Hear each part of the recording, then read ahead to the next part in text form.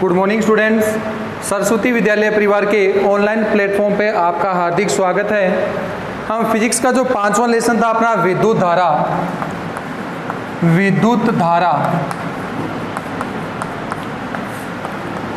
इस लेसन में हम लास्ट टॉपिक के अंदर पढ़ा था प्रतिरोधकता या ताप के साथ प्रतिरोध किस प्रकार से निर्भर करता है।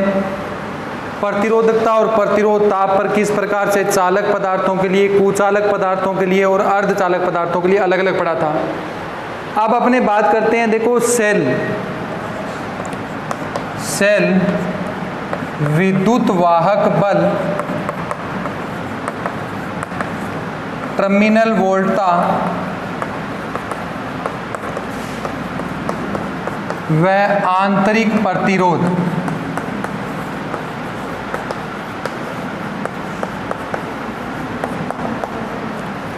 ठीक है, देखो इसमें 4 शब्द है। सबसे पहले है सेल, उसके बाद अपने बात करें विद्युत वाहक बल, टर्मिनल वोल्टता व आंतरिक प्रतिरोध।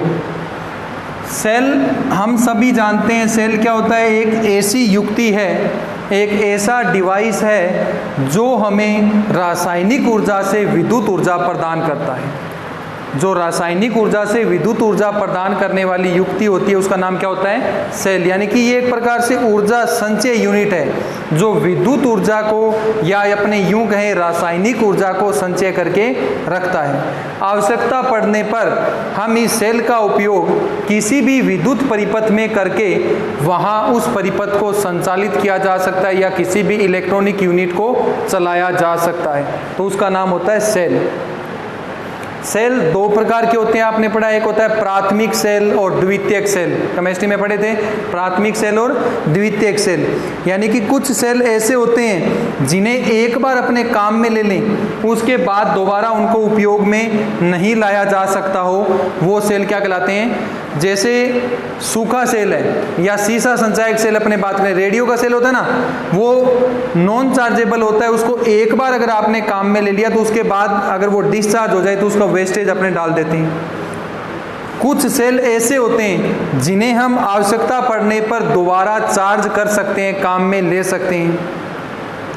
कुछ विद्युत अपघटन के हिसाब से जैसे डेनियल सेल और लेक्लांसी सेल हैं जिनकी वोल्टता हम एट ए टाइम, जब आपको जितनी आवश्यकता होती है, जितनी ज़रूरत होती है, उसके अकॉर्डिंग उस सेल की टर्मिनल वोल्टता या विभवांतर का मान हम बढ़ा सकते हैं और घटा भी सकते हैं। तो अपना सीधा सा ये ध्यान रखना है, सेल क्या होता है कि एक यूनिट है जो रासायनिक ऊर्जा को हमें विद्युत ऊर्जा में प्रदान करती है। उस युक्ति का नाम क्या होता है, सेल। दूसरा शब्द ये नया है आपके लिए, विद्युत वाहक बल, EMF। देखो ये प्रत्येक सेल के ऊपर लिखा होता है। आप रेडियो का सेल या जो दीवार घड़ी होती है उसके अंदर छोटा सेल डलता है, उस सेल को निकाल के देखना, उसके एक कॉर्नर पे EMF लिखा होगा। ये उस सेल का विद्युत वाहक बल होता है। अब क्या होता है, देखो ये अपने सेल, नया सेल लगाते हैं या सेल उपयोग में लेते हैं, किस लिए, ताकि उस विद्युतीय युक्ति को हम क्या कर सकें, संचालित कर सकें, चला सकें, इसलिए सेल काम में लेते हैं। अब विद्युत वाहक बल क्या होता है कि उस सेल का एक लाक्षणिक गुण है जो इकाई धनावेश को सेल सहित पूरे परिपथ में घुमाने का कार्य करता है। जैसे ये अपने पास एक कोई भी प्रतिरोध है,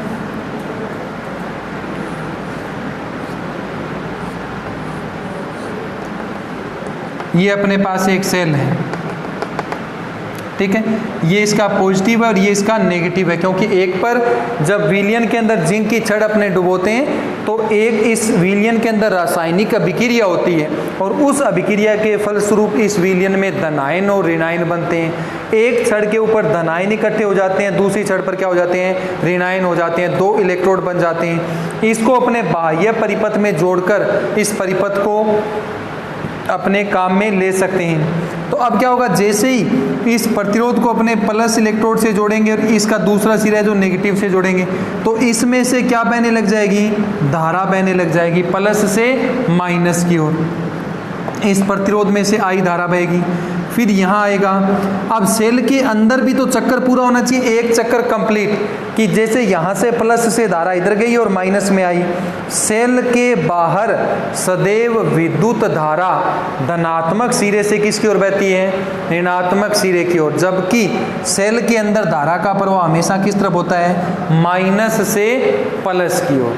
ठीक है, एक चक्कर ये तभी पूरा होगा जैसे पॉजिटिव यहाँ से चला, इस पे चलता हुआ वापिस इसमें से होकर वापिस इसके ऊपर आ जाएगा, तब एक चक्कर क्या होता है अपना पूरा होता है। तो सेल के बाहर धारा है जो प्लस से माइनस जा रही है, और सेल के अंदर धारा किस तरफ आ रही है, माइनस से प्लस की ओर आ रही है।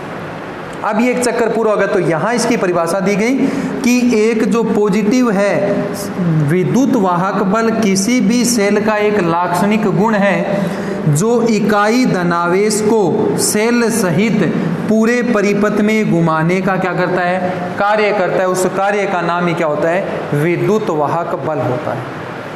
अब विद्युत वाहक बल है, इसको एप्सिलॉन से भी रिप्रेजेंट करते हैं और इसको कैपिटल ई से भी रिप्रेजेंट करते हैं, दोनों ही विद्युत वाहक बल के प्रतीक चिन्ह होते हैं। इसका मात्रक भी वोल्ट होता है।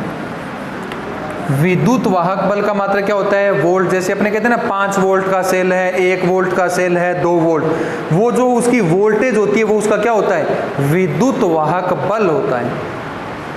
अब देखो इन दोनों में डिफरेंस करेंगे। पहले मैं बात करूं टर्मिनल वोल्टता, ये सारे जानते हो आप, विभवांतर या विभव। टर्मिनल का मतलब होता है ये टर्मिनल है, ये 2 टर्मिनल है, एक धनात्मक टर्मिनल है और एक ही सेल का क्या है, ऋणात्मक टर्मिनल। टर्मिनल से मतलब होता है जहां हम किसी भी प्रतिरोध को, किसी भी उपकरण को परिपथ में जोड़ते हैं तो जोड़ने वाले जो पोल होते हैं उनका नाम क्या होता है, टर्मिनल होता है। तो टर्मिनल वोल्टता मतलब इन दोनों की जो वोल्टेज में डिफरेंस होता है उसका नाम होता है टर्मिनल वोल्टता, जिसको अपने नॉर्मली किससे लिखते हैं, V से। विभवांतर या विभव या टर्मिनल वोल्टता किससे लिखी जाती है, V से लिखी जाती है। इसका मात्रक भी क्या होता है, वोल्ट होता है।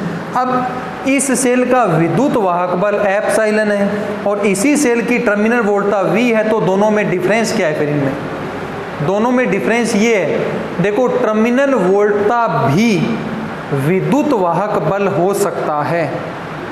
कब, जब सेल बिना काम में लिया गया हो, यानी कि नया सेल है, आपने काम में नहीं लिया, उसको परिपथ में जोड़ा नहीं है, तो जोड़ने से पहले दोनों चीजें एक ही होंगी, उसी का नाम विद्युत वाहक बल होगा और उसी का नाम क्या होगा, टर्मिनल वोल्टता। लेकिन यदि आपने इकाई समय के लिए 1 सेकंड के लिए ही इस सेल को परिपथ में जोड़ दिया तो अब दोनों चीजें क्या हो जाएंगी, अलग अलग हो जाएंगी। विद्युत वाहक बल तो वो होगा जब इस परिपथ में विद्युत धारा प्रवाहित नहीं होती है, अर्थात सेल काम में नहीं लिया गया है, अर्थात सेल बिल्कुल नया है। उस समय इसके दोनों सिरों के बीच जो विभव में अंतर आएगा उसका नाम क्या होगा, विद्युत वाहक बल। टर्मिनल वोल्टता तब होती है जब यह परिपथ में विद्युत धारा प्रवाहित हो रही है। प्रवाहित होने के बाद जो दोनों टर्मिनल, इनके सिरों के बीच जो विभव में अंतर होता है उसका नाम क्या होता है, टर्मिनल वोल्टता होता है। दोनों में डिफरेंस समझ आ गया। एप्सिलॉन ऑलवेज ग्रेटर देन होता है V से या इक्वल भी होता है। ठीक है, इक्वल तो तब होगा जब ये परिपथ, जैसे ये ब्रेक है, ब्रेक है तो इसमें से धारा नहीं बहेगी, धारा नहीं बहेगी इसका मतलब सेल का उपयोग नहीं हुआ है। जब सेल का उपयोग नहीं हुआ है तो इसी का नाम ही विद्युत वाहक बल होता है और इसी का नाम ही क्या होता है, टर्मिनल वोल्टता होता है। दोनों का मात्रक क्या रहता है, वोल्ट रहता है। लेकिन अगर आपने इस परिपथ को जोड़ दिया तो जोड़ने के बाद ये दोनों अलग अलग हो जाते हैं। विद्युत वाहक बल तो था पहले वाला जब काम में नहीं था, और टर्मिनल वोल्टता कब है, जब आपने इसको क्या ले लिया, काम में, उस समय ये हो जाता है एप्सिलॉन ग्रेटर देन V, यानी कि जो प्रारंभिक वोल्टेज होती है उससे टर्मिनल वोल्टता क्या रहती है, कम रहती है। ये दोनों में डिफरेंस होता है। अब शब्द आता है अपने पास आंतरिक प्रतिरोध। देखो प्रतिरोध आप सारे जानते हो, प्रतिरोध का मतलब क्या होता है कि धारा के मार्ग में रुकावट। जैसे इसका ये सिंबल होता है प्रतिरोध का, कैपिटल R, इसको रिप्रेजेंट कर दिया। अब इसमें से अपने धारा प्रवाहित करेंगे तो प्रत्येक तार या प्रत्येक विद्युतीय उपकरण हमेशा ही धारा के मार्ग में रुकावट या बाधा डालते हैं, उसका नाम अपने रखते हैं प्रतिरोध। और इसका फॉर्मूला होता है R बराबर V/I, और प्रतिरोध का मात्रक क्या होता है? ओम, क्योंकि ओम ने ये दिया था तो प्रतिरोध का मात्रक होता है ओम। इसे प्रतिरोध या बाह्य प्रतिरोध कहा जाता है। क्या कहते हैं इसे? प्रतिरोध या बाह्य प्रतिरोध, यानी कि ये सेल से बाहर की परिघटना है। ये सेल का इलेक्ट्रोड है, ये भी इलेक्ट्रोड है। यहां से आगे यहां तक अगर धारा के मार्ग में बाधा है प्लस से चलने के बाद और माइनस में प्रवेश करने के बाद से पहले तक कहीं पर भी, चाहे यहां पर बाधा है चाहे यहां है, कहीं पर भी है, उस प्रत्येक बाधा का नाम बाह्य प्रतिरोध या प्रतिरोध होता है, जिसका मात्रक क्या रहता है? ओम रहता है। दूसरा, अब बात करते हैं अपने आंतरिक प्रतिरोध की। देखो, आंतरिक प्रतिरोध क्या होता है कि जिस प्रकार से सेल के बाहर भी विद्युत धारा के मार्ग में बाधा आती है, ठीक उसी प्रकार से सेल के अंदर भी क्या उत्पन्न होती है? बाधा उत्पन्न होती है। उसका नाम होता है आंतरिक प्रतिरोध। कैसे होती है? देखो, ये विलयन है, इसके अंदर दोनों इलेक्ट्रोड डूबे हुए हैं। अब क्या होगा? ये जो जिंक की छड़ है ये इस विलयन के साथ रासायनिक अभिक्रिया करेगी। रासायनिक अभिक्रिया करते ही इसमें क्या बनेंगे? विलयन में धनायन बनेंगे, और उतनी संख्या में क्या बनेंगे? ऋणायन बनेंगे। धनायन और ऋणायन बनने के बाद धनायन एक छड़ पर इकट्ठे होंगे और ऋणायन दूसरी छड़ पर इकट्ठे होंगे।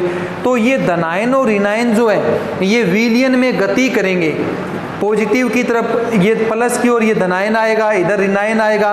तो ये विलयन में जब गति करें तो गति करते समय ये दोनों एक दूसरे से क्या करेंगे? टकराएंगे। तो टकराने से इसके अंदर भी धारा के मार्ग में क्या उत्पन्न हो जाती है? बाधा। उस बाधा का नाम होता है आंतरिक प्रतिरोध। और इस प्रतिरोध को आप देख सकते हो कि जिस भी सेल को अपने काम में लेते हैं तो थोड़ी सी देर के बाद वो सेल गर्म हो जाता है। चाहे वो कोई सा ही सेल हो, रेडियो का सेल है, आप उसको रेडियो में डाल के 10 मिनट रेडियो बजाना, वो सेल उसको देखना, वो सेल गर्म होगा। ठीक है, वो उतना गर्म नहीं होगा क्योंकि वो सूखा सेल है। जबकि विलियन वाले जो सेल होते हैं जो अपने बनाएंगे, डेनियल सेल और लेक्लांसी जो सेल होंगे, उसके अंदर रासायनिक अभिक्रिया होगी तो 2 मिनट के बाद ही सेल है उसमें से ऐसे वाष्प निकलने लग जाएगी। वो बहुत ज़्यादा क्या हो जाते हैं? गर्म हो जाते हैं। क्यों? क्योंकि जितना ज़्यादा विलियन को सांद्र करेंगे उतनी ही ज़्यादा वोल्टेज का सेल बनेगा और धनायन और ऋणायन की मात्रा ज़्यादा होगी, उनमें ज़्यादा होगी तो ये तेज गति से चलेंगे, तेज गति से चलेंगे तो इनकी टक्करों की संख्या ज़्यादा होगी, और जब ज़्यादा संख्या में टकराएंगे तो गतिज ऊर्जा ज़्यादा संख्या में किस में बदलेगी? ऊष्मा ऊर्जा में। और उस ऊष्मा ऊर्जा के कारण वहां पर वो पानी है जो विलयन है वो पूरी तरह से क्या हो जाएगा? गर्म हो जाएगा।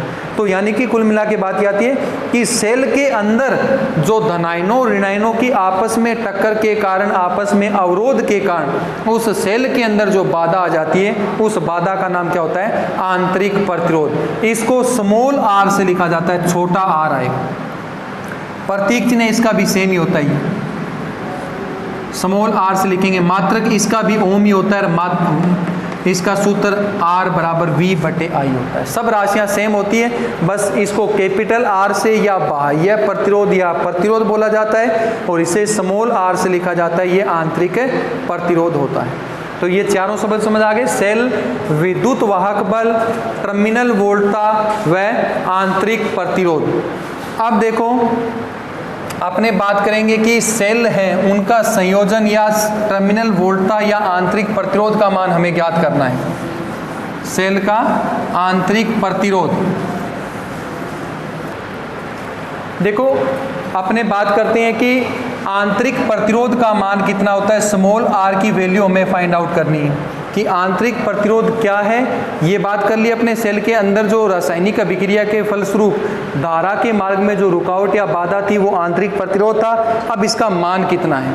देखो, सबसे पहले मैं एक विद्युत परिपथ बनाता हूँ। ये अपने पास एक प्रतिरोध है कैपिटल R। इस प्रतिरोध के साथ यहाँ कुंजी लगा दी, यहाँ अपनों ने सेल लगा दिया, ये R, ये K और माइनस प्लस। इस सेल का विद्युत वाहक बल है एप्सिलॉन। मैं इस कुंजी को खोल के रखता हूं, देखो ये कुंजी है, अगर इसमें से डॉट को अपने बाहर निकालते हैं तो ये परिपथ ब्रेक हो जाएगा, इसमें से विद्युत धारा का प्रवाह क्या हो जाता है, बंद हो जाता है, और अपने कुंजी लगा देंगे तो इस परिपथ में से विद्युत धारा का प्रवाह है प्रारंभ हो जाता है। मैंने शुरू में इस कुंजी को निकाल रखा है, जब ये कुंजी निकली हुई है उस समय इस सेल की जो मूल वोल्टेज है, जो इसकी एनर्जी है, उस एनर्जी का नाम क्या होता है, विद्युत वाहक बल। ठीक है, अब इस कुंजी को लगाते हैं, अपने कुंजी को लगाते इस परिपथ में से क्या बहने लग जाएगी, धारा बहने लग जाएगी, आई मान की धारा बहेगी। फिर ये धारा इसमें से आती हुई इस माइनस टर्मिनल से फिर प्लस पे आएगी, फिर ये चक्र ऐसे चलता रहेगा। तो अब अपने को आंतरिक प्रतिरोध का मान निकालना है। देखो हम जानते हैं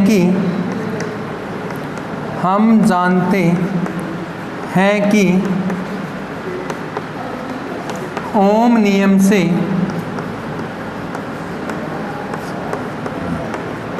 V बराबर क्या होता है, आई आर। ओम के नियम से V इक्वल्स टू अपने पास होता है आई आर।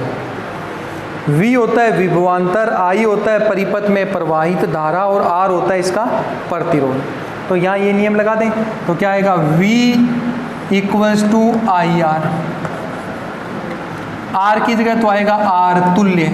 आपने 10वीं में भी पढ़ा है प्रतिरोधों का संयोजन, श्रेणी क्रम संयोजन और समानांतर क्रम संयोजन, यानी कि एक से अधिक प्रतिरोध। तो यहाँ पर भी एक से अधिक है, कौन कौन से हैं, एक तो बाह्य प्रतिरोध है, एक ही सेल के अंदर भी प्रतिरोध है, जिसको आप अलग बनाना चाहो तो यहाँ पे अलग बना सकते हो, ऐसे ये भी सही रहेगा, R मान लो इसको।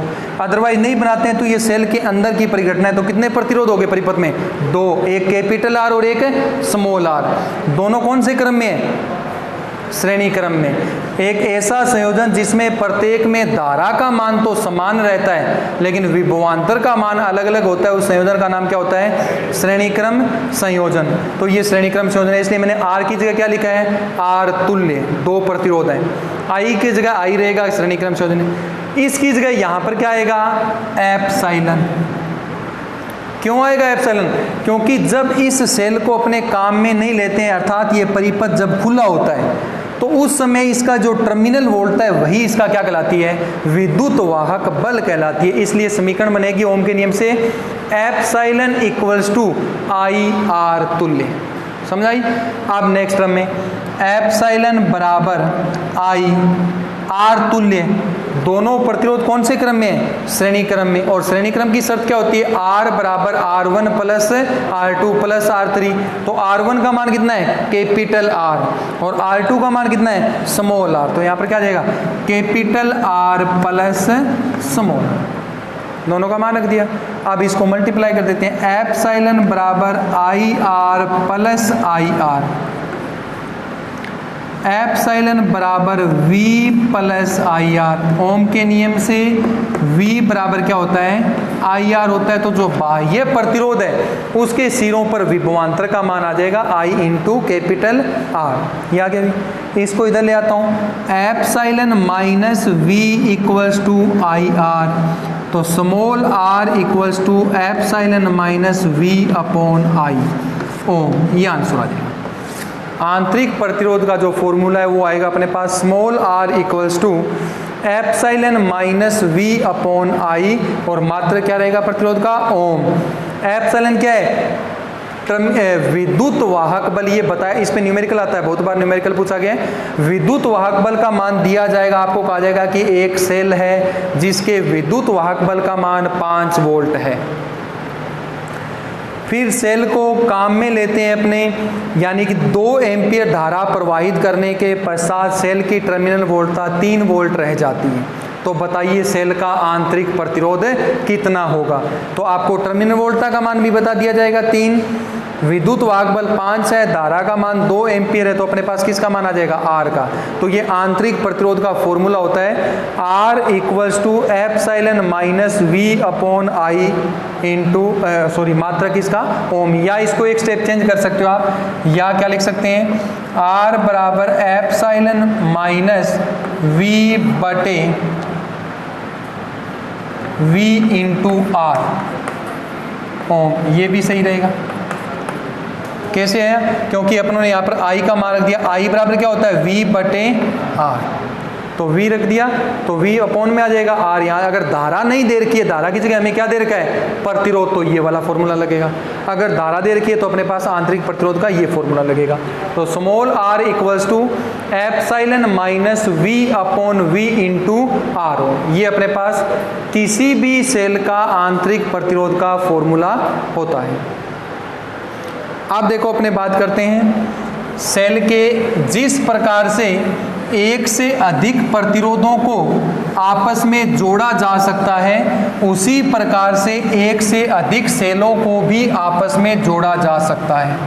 ठीक है, जिस प्रकार से एक से अधिक प्रतिरोध अपने जोड़ते हैं श्रेणी क्रम और पार्श्वक्रम में, उसी प्रकार से 2, 3, 5 कितने भी सेल हैं उनको भी जोड़ सकते हैं। अब क्यों जोड़ सकते हैं, देखो जैसे मुझे सेल चाहिए 10 वोल्ट का, एग्जाम्पल के तौर पे मुझे 10 वोल्ट का सेल चाहिए, लेकिन मेरे पास 10 वोल्ट का नहीं है, लेकिन मेरे पास एक 2 वोल्ट का, एक 3 वोल्ट का, एक 5 वोल्ट का, 3 सेल पड़े हैं, 2 वोल्ट, 3 वोल्ट और 5 वोल्ट का, और मुझे चाहिए कितना, 10। तो मैं इन तीनों को जोड़कर क्या बना सकता हूँ, 10 वोल्ट। इसलिए से प्रतिरोध सेलों का क्या किया जाता है, संयोजन, यानी कि अगर कम मान के सेल हैं उनको जोड़कर अधिक मान का, या अधिक मान का सेल है उनसे अपने कम वोल्टेज का सेल अगर प्राप्त करना हो तो प्रतिरोधों की भांति सेलों को भी जोड़ा जा सकता है। तो सबसे पहले बात करता हूँ सेलों के श्रेणीक्रम संयोजन की। सेलों का श्रेणीक्रम संयोजन, सेलों का श्रेणीक्रम संयोजन। देखो श्रेणीक्रम संयोजन पढ़ते हैं अपने, इसमें जिस प्रकार से प्रतिरोधों को पहले प्रतिरोध का दूसरा सिरा दूसरे के पहले से, दूसरे का दूसरा तीसरे के पहले से, इस प्रकार से अपने जोड़ते हैं, सेम इसी प्रकार से पहले सेल का नेगेटिव ऋणात्मक सिरा दूसरे सेल के धनात्मक सिरे से, दूसरे का ऋणात्मक सिरा तीसरे सेल के धनात्मक सिरे से, और तीसरे का ऋणात्मक बाह्य प्रतिरोध से जोड़कर अपने पहले सेल के पॉजिटिव सिरे से जोड़ देते हैं। ये जोड़ दिया, ठीक है। श्रेणीक्रम संयोजन है, 3 सेल है, पहला प्लस माइनस, इसका माइनस इसके प्लस से, इसका माइनस इसके प्लस से, इसका माइनस इसके प्लस से प्रतिरोध लगा के, कुंजी लगा के, ये श्रेणीक्रम संयोजन है।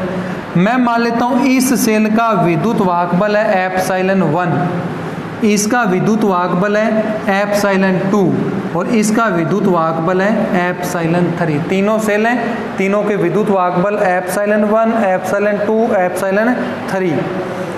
इस सेल का आंतरिक प्रतिरोध है R1, इस सेल का आंतरिक प्रतिरोध है R2 और इस सेल का आंतरिक प्रतिरोध है R3। तीनों अलग अलग सेलों के आंतरिक प्रतिरोध R1, R2 और R3। अब देखो धारा कैसे बहेगी इसमें, धारा बहेगी इसमें ये दिशा होगी I, ये I मान की इसमें धारा बहेगी। क्यों? क्योंकि श्रेणीक्रम की शर्त होती है कि प्रतिरोधों का या सेलों का एक ऐसा संयोजन जिसमें प्रत्येक में धारा का मान क्या रहे, समान रहे, लेकिन विभवांतर का मान या विद्युत वाहक बल का मान क्या रहे, अलग अलग रहे, तो ऐसा संयोजन श्रेणीक्रम संयोजन कहलाता है। तो तीनों की अलग अलग विभवांतर आ गया, तीनों का अलग अलग प्रतिरोध आ गया, और इन तीनों के कारण है जो धारा प्लस से किसकी ओर बहती है, माइनस की ओर, ये धारा बहेगी, ये इसका परिपथ चित्र बनेगा। अब अपने इसमें मान निकालना है, तो देखो मैं लिखता हूं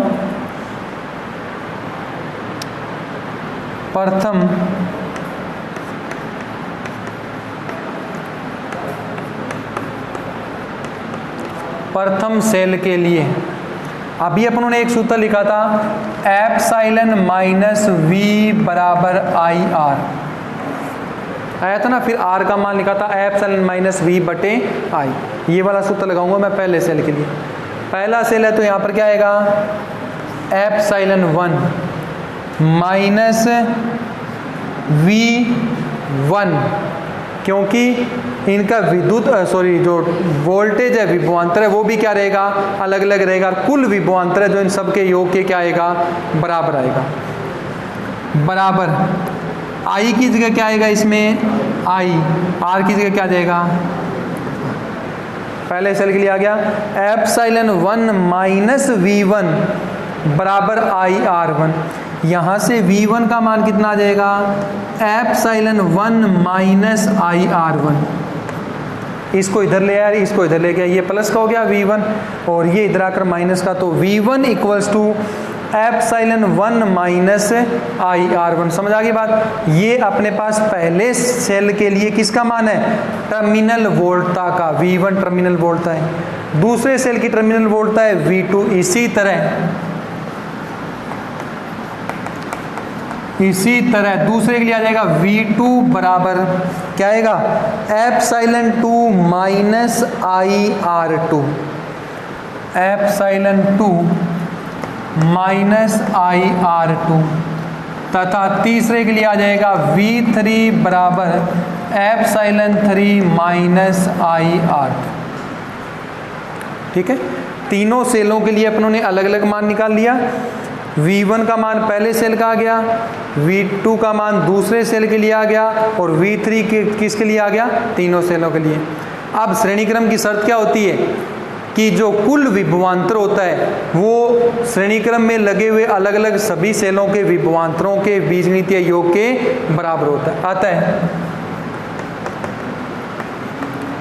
श्रेणी क्रम संयोजन की शर्त से क्या आएगा, V बराबर V1 plus V2 plus V3। मान रख दो, मान रखने पर क्या जाएगा, V बराबर इसका मान है एप्सिलॉन 1 माइनस IR1, इसका मान है एप्सिलॉन 2 माइनस IR2, इसका मान है एप्सिलॉन 3 माइनस IR। तीनों मान इसकी जगह ओम के नियम से V बराबर क्या आ जाएगा, IR, क्योंकि बाह्य प्रतिरोध का मान कितना है, कैपिटल R, और इसमें धारा कितनी बह रही है, I, सब में समान है, तो V की जगह आ जाएगा कैपिटल IR। यहाँ क्या आएगा, epsilon 1 plus epsilon 2 plus epsilon 3 minus IR1 plus R2 plus R3 लिख सकते हैं इसे। इन तीनों को पॉजिटिव को पहले लिख लिया मैंने, इनमें से तीनों में से माइनस I कॉमन ले लिया, अंदर क्या बच गया, IR1 plus R2 plus R3। I वाली टर्म से एक तरफ कर लेते हैं, तो उसको इधर ले आऊँगा तो क्या आ जाएगा, IR plus I R1 plus R2 plus R3 बराबर epsilon 1 plus epsilon 2 plus epsilon 3। ठीक है, उसको इधर ले आए, ये प्लस का हो गया। नेक्स्ट टर्म में देखो, I इनमें से भी कॉमन आ जाएगा, I कॉमन ले लिया, अंदर बच गया R plus R1 plus R2 plus R3 बराबर epsilon 1 plus epsilon 2 plus epsilon 3। यहाँ से आ जाएगा I का मान, I बराबर epsilon 1 plus epsilon 2 plus epsilon 3 upon capital R plus R1 plus R2 plus R3। ये आंसर आ जाएगा। जब तीन सेल एक दूसरे के साथ श्रेणी क्रम में जुड़े हुए हैं तो इनके कारण जो ये I मान की धारा जो बह रही है इसका मान आएगा I बराबर 1 2 3 तीनों के विद्युत वाहक बलों का योग अपॉन कैपिटल R प्लस तीनों के आंतरिक प्रतिरोधों का योग। ये धारा आएगा, मान आएगा, क्योंकि धारा का मान वैसे भी आपको पता है क्या होता है, I बराबर V बटे R ओम के नियम से ये होता है। V की जगह इसमें सेल हैं, उनके विद्युत वाहक बल, इनकी जगह क्या आ गया, एप्सिलॉन। अगर एक होता तो एप्सिलॉन आता, दो है तो दोनों का योग, तीन है तो तीनों का योग हो जाएगा। ऐसे ही अगर प्रतिरोध एक ही होता तो R आ जाता, लेकिन यहाँ पर तो चार प्रतिरोध हैं, तो इन तीनों का मान तो तीनों ये श्रेणी क्रम में है, चारों वैसे तो श्रेणी क्रम में है, तो जोड़ दो चारों को, R plus R1 plus R2 plus R3। यही आ रहा है यहाँ कि VI बराबर V अपॉन R वाला फॉर्मूला लगाया, एक सेल होता तो V अपॉन R आ जाता, एक से अधिक सेल है तो सबके विद्युत वाहक बल जुड़ रहे हैं, अपोन में सभी के प्रतिरोधों का भी क्या हो रहा है, योग हो रहा है, क्योंकि सभी प्रतिरोध कौन से क्रम में है, श्रेणी क्रम में है। अब इसको एक स्टेप अपने और लिखें तो इसको मैं लिख सकता हूँ I बराबर epsilon equivalent upon R plus R equivalent. यहाँ एप्सिलॉन इक्विवेलेंट का मतलब है 1 + 2 + 3। अगर n होते तो क्या चला जाता है ऐसे, एप्सिलॉन n तक चला जाता। तथा R इक्विवेलेंट का मीनिंग है R1 + R2 + R3, और ये भी n होते तो क्या चला जाता, Rn तक चला जाता। ये अपने पास परिणामी धारा का मान आएगा श्रेणी क्रम संयोजन में। अब मैं पढ़ता हूँ कि मान लेते हैं कि सभी के लिए विद्युत वाहक बल और आंतरिक प्रतिरोध के मान क्या हैं, समान है। माना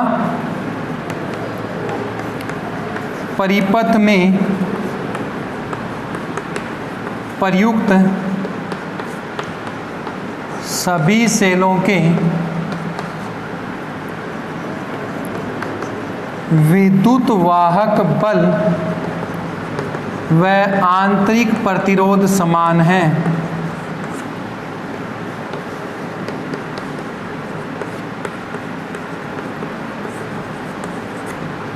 माना परिपथ में जो प्रयुक्त सभी सेल हैं उनके विद्युत वाहक बल का मान समान है और आंतरिक प्रतिरोध का मान भी क्या है, समान है। तो आंसर देखो क्या आएगा, यानी कि एप्सिलॉन 1 बराबर एप्सिलॉन 2 बराबर एप्सिलॉन 3, यही होगा, बराबर डैश डैश एप्सिलॉन n, सब बराबर है।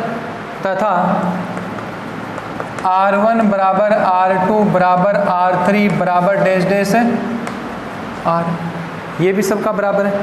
तो क्या आएगा, इस सूत्र में चलते हैं अपने, यहाँ चलो चाहिए, इसमें क्या आ जाएगा, I = इनकी जगह मैं एप्सिलॉन लिख दूं, epsilon plus epsilon plus epsilon plus dash dash epsilon, ठीक है, सबको 1 मान लिया या एप्सिलॉन मान लो। ऐसे ही R ये रहेगा अपॉन में प्लस ये कितना हो जाएगा, R + R + R + R, ऐसे चलेगा n तक, R + R + R + R। यहाँ से क्या जाएगा, I बराबर ये कितना हो जाएगा, n एप्सिलॉन, ठीक है, n संख्या में तो इनका योग हो जाएगा n एप्सिलॉन अपॉन में R + nR, ठीक है, I = n epsilon upon R + nR। ये आ जाएगा अगर कब, जब सभी संयोजन में प्रयुक्त सेलों के विद्युत वाहक बल और आंतरिक प्रतिरोध के मान क्या होते हैं, समान होते हैं। इसको आगे फिर चलें अपने, अब कंडीशन लगाता हूं मैं, यदि capital R greater than small r,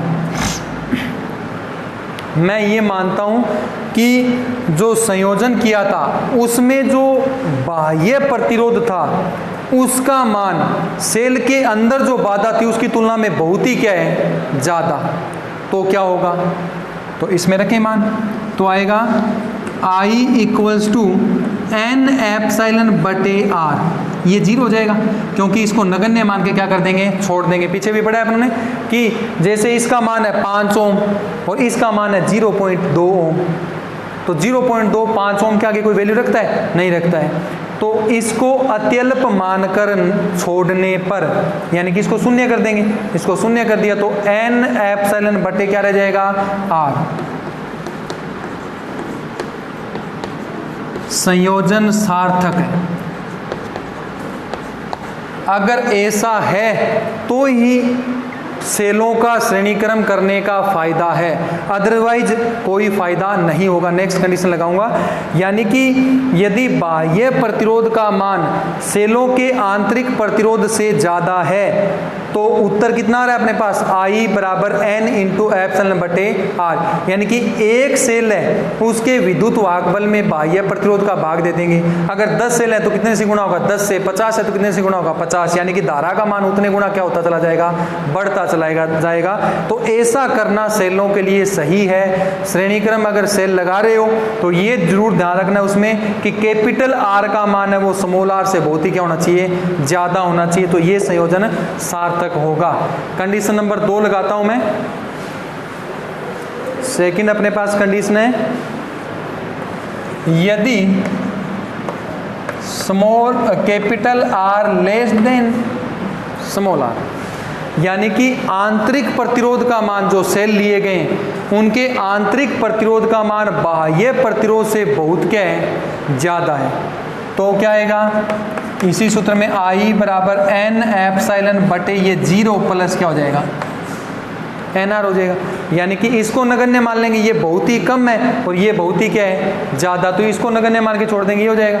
यहाँ से I बराबर क्या आ जाएगा, एन एप्सिलॉन बटे NR, N से N कटेगा, I बराबर क्या आ गया, एप्सिलॉन बटे R। अब एक सेल है तो भी ये उत्तर आएगा, 20 सेल है तो भी ये उत्तर आएगा। इसका मतलब ऐसा संयोजन करने का कोई औचित्य नहीं है। अगर ऐसी कंडीशन है तो सेलों को श्रेणी क्रम में जोड़ने का कोई अर्थ नहीं निकलेगा। एक सेल है तो वही आंसर आएगा, 10 होंगे तो वही आंसर आएगा, 50 होगा तो भी। तो इसके साथ लिखेंगे संयोजन है जो निरर्थक है। तो ये था अपने पास एक से अधिक सेलों का श्रेणी क्रम संयोजन।